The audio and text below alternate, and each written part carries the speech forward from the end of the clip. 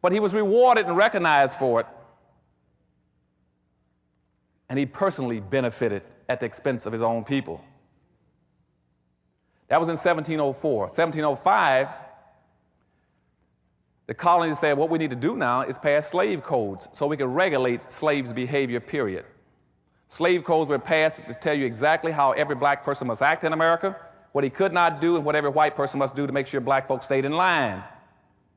Then they passed another law at the same time with it, which is still in effect today. It was called the Diversity Act of 1705. You all call it multicultural and cultural diversity. You all understand what I'm saying to you? I want you all to understand history. If you ever want to figure out how to get out of your dilemma, never spend your time trying to work with anything unless you know how it got into place. And then you take it out of place. The multiculturalism and cultural diversity started in 1705. They passed a law at the same time saying, how do we control black folk now? They said, now that we got all these blacks coming to the country, we got a good thing going. They said because now all over Europe it was being advertised, if you want to become wealthy and powerful, go to America. We guarantee if you go to America, we give you free land and free labor. You'd have to be an idiot not to get rich.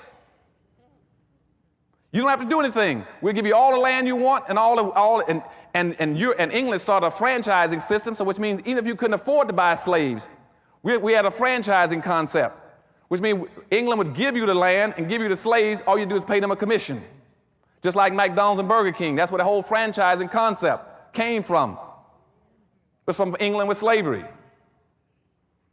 And so people rushed into this country. But they had to set up external controls saying, how do we control them when they get here? With all these blacks coming into the country. Because I just told you, 6 out of every 7 persons coming across the Atlantic were black folk.